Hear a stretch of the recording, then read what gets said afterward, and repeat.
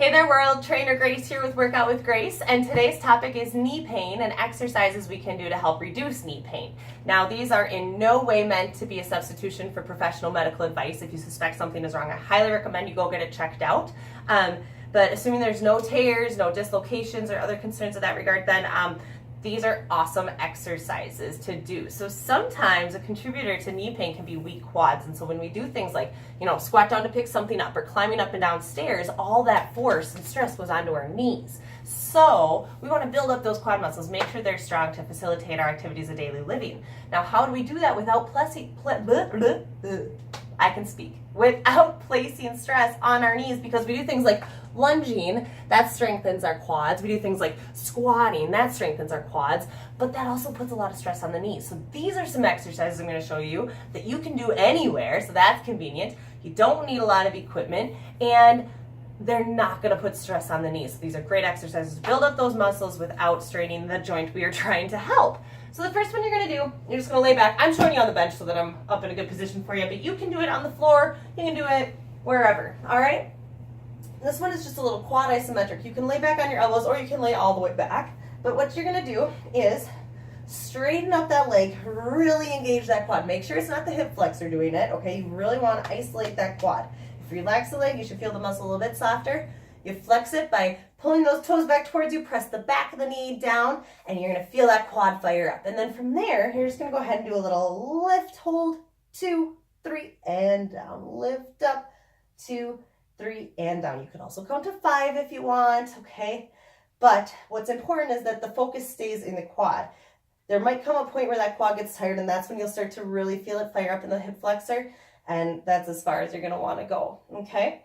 So I recommend going with this exercise as long as you can really feel the nice burn in the quad. What I normally do for me is about 10 up and down with that hold, and then I'll go 20 up and down without the hold, again, making sure, mentally checking into those quad muscles and making sure I'm feeling it there and not in my hip flexor. And then after I do about 20 of those, I'll do another little hold for about 20 seconds and then rest and repeat on the other side. Now, less is more in the range of motion on this exercise, you guys. If you're going all the way up here, I no longer have any resistance applied to the quad, and so that doesn't matter. So stay here, kind of try to stay below the plane of your other leg, and that's going to give you a nice amount of resistance and just the gravitational pull on that leg to help isolate that quad muscle and get it stronger, okay? So that's our quad isometrics. Super simple. Next one we're going to do is a short arc. I'm going to use a foam roller. You can use your foam roller if you have one, or you could use your like a rolled up towel or blanket or pillow, whatever kind of thing about this size that you got that you can stick right under your knee. And that's where you're going to put it, right under your knee. Then you're going to go ahead and press the back of the knee again into the foam roller or whatever surface you're using, and just extend up and back down. And this one again, you can do up on your elbows, you can do leaning all the way back if you want, and keep going right there. This one I like to do a lot, like 50, okay? It's not going to burn the same way that it does if you're like doing lunges or squats or a heavily resisted leg extension with a machine. It's going to be a very, very different feeling, much more gentle and precise. Right there. Okay, and again, repeat on the other side.